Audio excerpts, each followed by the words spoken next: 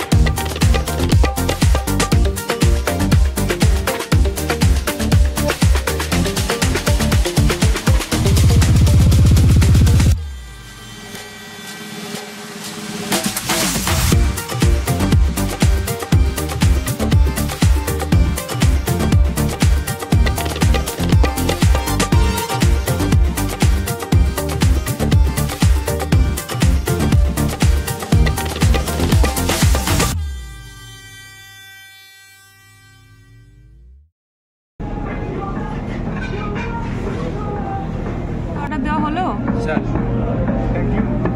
ঠেন্ডি sir, ঠিক। এটা কি রে, কি অর্ডার দিলি? এটা হুইট বিয়ার, ওভারডে। আচ্ছা, কম বিটার হয়? হ্যাঁ, হুইট বিয়ার ভালো। আচ্ছা,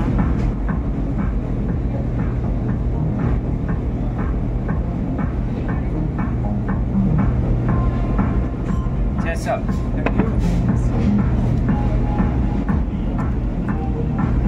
সাইড ডিশ কিছু অর্ডার দিসনি? হ্যাঁ, ফ্রেঞ্চ ফ্রাই অর্ডার দিয়েছি। আচ্ছা, French fry, okay. French fry order দিলাম। রাত্রিবেলা আমরা যা কোচে খাবো, এই জন্য বেশি খাওয়া যাবে না। আচ্ছা আচ্ছা, এখানে অ্যাপেটাইজার হিসেবে বিয়ারটা খেয়ে আমরা ওখানে খেতে যাবো। ওকে। অ্যাকচুয়ালি আমরা প্রচুর খাওয়া দাওয়ার প্ল্যান নিয়ে বেরিয়েছি। এখানে এখন একটু অ্যাপেটাইজার সাথে একটু বিয়ার খাবেও। আমি তো খাই না, আমি একদমই টিরো টলার কমপ্লিটলি। আমি ড্রিঙ্ক একদমই করি না, যদিও বিয়ার ইজ মানে বিয়ারকে হার্ড ড্রিঙ্ক বলাটাও ঠিক না, বাট স্টিল আমি সব কিছু থেকেই আর কি একটু দূরে, কারণ আমি টলারেট করতে পারি না।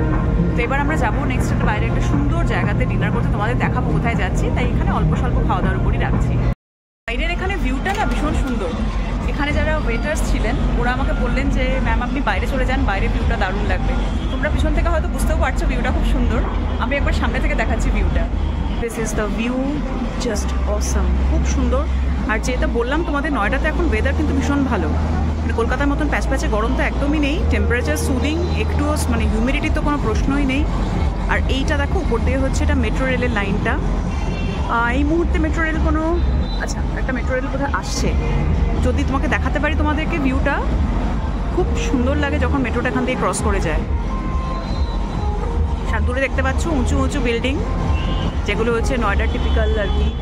আচ্ছা, ওইখান থেকে একটা মেট্রো আসছে, এবার তোমাদের দেখাচ্ছি। জাস্ট কত ভালো লাগছে দেখতে, দেখো উপরে এরকম মেট্রো রেল।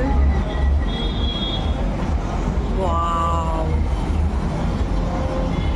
নিচে রয়েছে হচ্ছে ফাউন্টেন্স, যেখানে সুন্দর সুন্দর কালারও চেঞ্জ হচ্ছে দেখতে পাচ্ছ। এইখানে অ্যাম্বিয়েন্সটা আমার অলওয়েজ খুব ভালো লাগে, আমি অনেক ব্লগে তোমাদেরকে বলেছি। এবার আমার নয়ডাতে আসার পরে যেটা হলো বেসিক্যালি যে খুব একটা বেশি ঘোরাঘুরি করার সুযোগ হয়ে ওঠে। তো মোস্ট অফ দ্য ডেজ আমরা অ্যাডভেন্টেই কাটাচ্ছি, অ্যাডভেন্টে বিভিন্ন জায়গায় ঘুরছি। অ্যাডভেন্টের যেগুলো আনএক্সপ্লোর ছিল, যে পার্টগুলো আমাদের, যে রেস্টুরেন্টগুলো, যে ক্যাফেগুলো, সেগুলোতে আমরা মোটামুটি ঘুরে এখানে টাইম স্পেন্ড করছি।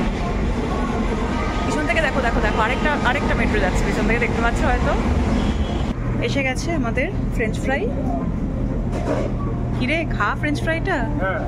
তুই এখানে কি দেখছিস? আইপিএল চলছে? ও আচ্ছা আচ্ছা, এখানে টিভিতে আবার খেলাও চলছে, এটা আমি খেয়ালই করিনি আগে। চুপচাপ কিছু না খেয়ে চুপচাপ বসে থাকাটা একটু বোকা বোকা লাগে। তো আমাকে এখানে যারা আছেন ওয়েটাররা, তারপর আমাকে বললেন যে কিছুটা অর্ডার দেওয়ার জন্য। তো আমি এখানে ভার্জিন পিনা কোলাটা অর্ডার দিয়েছি। আমারটা এখন এসে পৌঁছায়নি, এসে যাবে হোপফুলি একটু। দেখো এসে গেছে আমার ভার্জিন পিনা কোলাডা। এবার আমি ভার্জিন পিনা কোলাডা খেয়ে দেখি কেমন লাগছে। পিনা কোলাডাটায় সিপ করলাম, দারুণ লাগছে, দারুণ খেতে হয়েছে, এটা অসাম। তোমরা যারা এই এরিয়াতে থাকো বা তোমরা যারা ঘুরতে আসবে নয়ডাতে, অ্যাডভেন্ট বিজনেস মার্কেটে বিয়ার ক্যাফে অফকোর্স ট্রাই করো, কিন্তু জাস্ট অসাম। দিল্লি এনসিআর এরিয়াতে এতদিন থাকার পরেও আমরা কিন্তু কোনো নর্মাল পাব বার নাম রেস্টুরেন্টে খুব একটা যাইনি। তার একটা মেজর রিজন ছিল দুজনের ক্ষেত্রেই আমাদের, এই যে তোমার বারে বা পাবে যে প্রচণ্ড হাই পিচে মিউজিকগুলো চলে, সেটাতে প্রচণ্ড ইরিটেশন হয়, সেজন্য আমাদের খুব একটা যাওয়া হয়ে ওঠেনি। এখানেও মিউজিক চলছে কিন্তু বেশ মানে ভলিউমটা বেশ সুদিং, খুব একটা কষ্ট হচ্ছে না এই আওয়াজটাতে। তো সব মিলিয়ে কিন্তু এখানে এক্সপিরিয়েন্সটা আমাদের বেশ ভালো। বিয়ার ক্যাফেতে ঘুরে এখন আমরা বাড়ি যাচ্ছি। তো আজকে ব্লগটা এখানে শেষ করছি। তোমাদের কেমন লাগলো জানিও, যদি ভালো লেগে থাকে তাহলে লাইক করে দিও, চ্যানেলটা সাবস্ক্রাইব করে দিও। বাই।